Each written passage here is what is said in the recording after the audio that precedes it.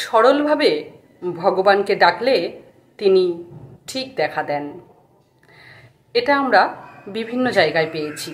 যেমন জটিল বালককে দেখা দিয়েছিল, তেমন ধ্রুব প্রহ্লাদকেও কিন্তু ভগবান দেখা দিয়েছিল। আজ সেই রকমই রিলেটেড একটা গল্প। একজন ব্রাহ্মণ বাস করতেন। তো তিনি বড়ই গরিব হলেও তিনি ভক্ত ছিলেন। এক মনে তিনি দেবীর পুজো করতেন, বা লোকের বাড়ি চণ্ডীপাঠ করেই তার চলে যেত কোনো রকমে। ব্রাহ্মণের একটি মেয়ে ছিল, তার নাম সর্বমঙ্গলা। সর্বমঙ্গলা রূপে লক্ষ্মী আর গুণে সরস্বতী। তার মতন সুন্দর, কাজকর্মে, চরিত্রে, স্বভাব সব কিছু সে একদম নিপুণ ছিল।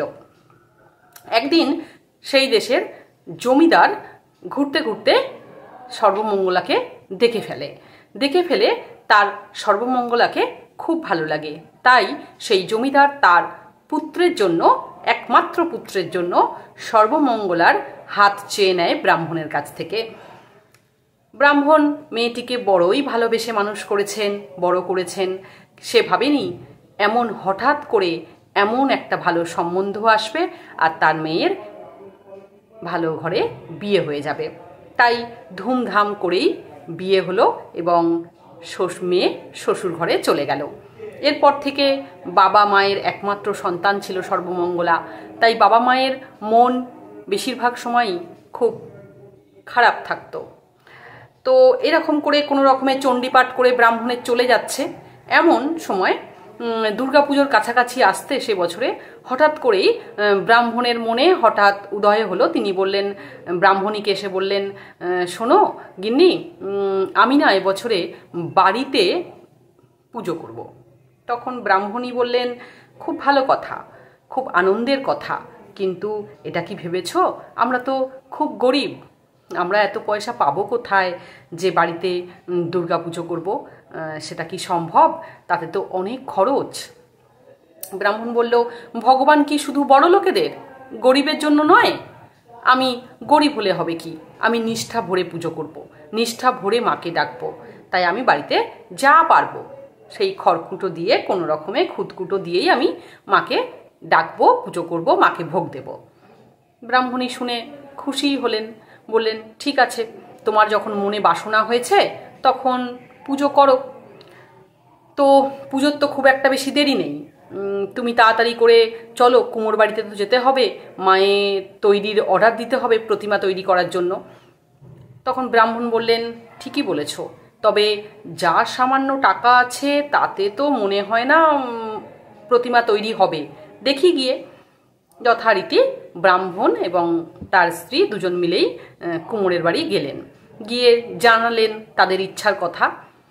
তো কুমোর বললেন, দেখুন ব্রাহ্মণ, আমি তো জানি আপনি কেমন মানুষ, আপনি ভক্ত, সৎ, কিন্তু এই পুজো করা তো এত সহজ ব্যাপার নয় যে আপনি পুজো করবেন।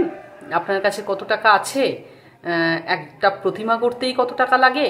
তখন ব্রাহ্মণ বললেন, না, আমার কাছে বেশি কিছু নেই, এমনকি তোমার প্রতিমার ঠিক মতন দামও আমি দিতে পারবো না, তবে সামান্য কিছু নিশ্চয়ই দেব। তখন বলল, সামান্য মানে কতটুকু? ব্রাহ্মণ বলল, তুমি বানাও তো, আমি একেবারেই সামান্য দেব, যত কমে করা যায় তুমি তেমনই বানাও, যেমনই হোক, আমি তো শুধু মাকে নিয়ে যাব, বড় নিতে হবে এরকম তো কথা নেই। তো তার এই ভক্তি দেখে, তার এই অবস্থা দেখে কুমোরের হঠাৎ দয়া হলো।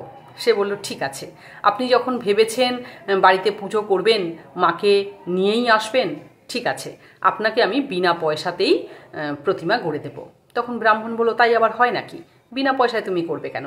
তাই কি হয়? ঠিক আছে, তুমি আমার থেকে সামান্য কিছু নিও, বলে জোর করেই তার কাছে যা ছিল সামান্য সেটা কুমোরের হাতে গুঁজে দিল, দিয়ে চলে গেল। যথারীতি কুমোর সুন্দর করেই, ছোট কিন্তু সুন্দর করে প্রতিমা গড়ল। এদিকে ব্রাহ্মণের স্ত্রী বললেন যে, দেখো, পুজো তো প্রায় কাছে এসে গেছে, তুমি অন্য কাউকে না বলো, কমসে কম সর্বমঙ্গলার শ্বশুর বাড়ি যাও, সর্বমঙ্গলাকে তো বলে এসো, তাকে না বললে কি পুজো সম্পূর্ণ হয় আমার বাড়ির? তখন ব্রাহ্মণ বলল, দেখো, ওর জমিদার বাড়িতে বিয়ে হয়েছে। জমিদার বাড়িতেই পুজো হয় বড় করে, সারা গ্রাম ঝাঁপিয়ে পড়ে সেই পুজো দেখতে। তো তারা কি তাদের একমাত্র বউকে আমার বাড়িতে এই সামান্য ছোট পুজোয় পাঠাবে? তখন ব্রাহ্মণের স্ত্রী বলল, তুমি কথাটা ঠিক বলেছ, কিন্তু আমাদেরও তো উচিত তার বাড়িতে একবার যাওয়া। তো অনেক বলার পরে তখন ব্রাহ্মণ বলল, না, তুমি যখন বারবার করে বলছো তখন যাই, আর তো একদমই পুজো বাকি নেই, মাত্র কয়েকটা দিন। তো ব্রাহ্মণ তখন একাই গেল সেই জমিদার বাড়িতে। গিয়ে সামনে দেখা হলো সর্বমঙ্গলার শাশুড়ির সঙ্গে। তাকে যখন ব্রাহ্মণ তার আবদারের কথা বলল যে সে কয়েকদিনের জন্য ওই পুজোর কদিন তার মেয়ে সর্বমঙ্গলাকে বাড়িতে নিয়ে যেতে চায়, যথারীতি শাশুড়িমা জানালো তাদের নতুন বউ, একমাত্র বউ, তা সে বাড়িতে থাকবে না, তাদের বাড়িতে এত বড় একটা পুজো হচ্ছে, এটা তো হয় না। তাই সর্বমঙ্গলাকে পুজোর পরে তিনি পাঠাতে পারেন, কিন্তু পুজোর এই আগে যখন বাড়িতে প্রচুর কাজ এবং পুজোর কয়েকদিন, তাকে সর্বমঙ্গলাকে সেখানে পাঠানো একেবারেই সম্ভব নয়। তিনি ভালো মুখেই বললেন। ব্রাহ্মণ বললেন, সবই বুঝেছি, তবুও মনে হলো যদি মেয়েকে নিয়ে যেতে পারি। ঠিক আছে, পুজোর পরেই না হয় সর্বমঙ্গলা যাবে বলে ব্রাহ্মণ বাড়ির দিকে রওনা দিল। বেশ কিছু দূর চলে গেছে, এমন সময় ব্রাহ্মণ শুনতে পেল যে পিছন থেকে সর্বমঙ্গলার স্বরে কেউ তাকে ডাকছে, বাবা, ও বাবা, তুমি চলে এলে যে, আমাকে নিয়ে যাবে না? তো ব্রাহ্মণ শুনে একটু দাঁড়ালো, দাঁড়িয়ে পিছন ফিরে তাকিয়ে দেখলো হ্যাঁ, সর্বমঙ্গলা এগিয়ে আসছে। তখন ব্রাহ্মণ বলল, ও মা, সে কি কথা, আমি তো তোকে আনতেই গিয়েছিলাম, কিন্তু তোর শাশুড়ি মা যে বলল তোদের বাড়িতে পুজো, প্রথম বছর, তুই ওই বাড়ির একমাত্র বৌমা, সত্যি তো, তোকে কি পাঠানো সম্ভব আমাদের বাড়িতে? তখন তুই তাহলে চলে এলি যে, পরে তোর শ্বশুর শাশুড়ি স্বামী এরা রাগ করবে না? সর্বমঙ্গলা বলল, আমি সবাইকে বুঝিয়ে এসেছি বাবা, তুমি কোনো চিন্তা করো না, আমি তোমার সঙ্গে যাব, ওই তোমার বাড়ির পুজোতেই আমি থাকব। ব্রাহ্মণ অত্যন্ত খুশি হলেন এবং মেয়েকে সঙ্গে নিয়ে বাড়িতে এলেন। ব্রাহ্মণীও দেখে খুব খুশি, মেয়েকে দেখে তার কাজের উৎসাহ যেন আরও বেড়ে গেল। বাড়িতে সাজু সাজু রব, মা আসবেন বাড়িতে, পুজো হবে 4 দিন ধরে। তো এমনভাবে পুজোর দিন এসে গেল। এদিকে ব্রাহ্মণ ভক্তি ভরে পুজো করছেন আর মায়ের কাছে চাইছেন যা তার চেয়ে নেওয়ার, যা ভক্তি রয়েছে সব উজাড় করে দিচ্ছেন। পুজোর 2 দিন অতি সুন্দরভাবে এইভাবে কেটে গেল।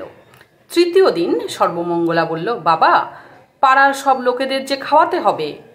ব্রাহ্মণ হেসে বললেন, খাওয়াতে তো হবে মা, কিন্তু কি দিয়ে খাওয়াবো? তোমার বাবার কি সে ক্ষমতা আছে? তুমি তো জানোই।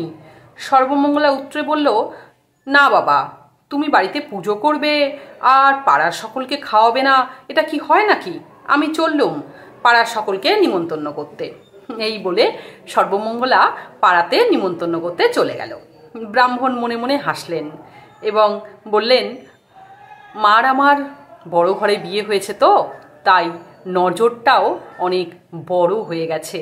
সে জানে না তার বাবার ক্ষমতা কতটুকু, সারা পাড়ার লোককে খাওয়ানোর ক্ষমতা কি আমার আছে? যাই হোক, ব্রাহ্মণ পড়লেন বড় বিপদে। ব্রাহ্মণ স্নান করে পুজো করতে বসেছেন। সর্বমঙ্গলা তাকে সাহায্য করতে শুরু করলো। ঠাকুর প্রতিমা যেন জ্বলজ্বল করছে, দেবীর জ্যোতিতে সমস্ত বাড়িখানি আলো হয়ে উঠেছে। দুপুরবেলা পাড়ার লোকেরা এক এক করে আসতে শুরু করলো। সর্বমঙ্গলা সকলকে খুব ভালো করে বসালো বাড়িতে। ব্রাহ্মণ বললেন, দেখেছ পাগলি মেয়ের কাণ্ড আমার?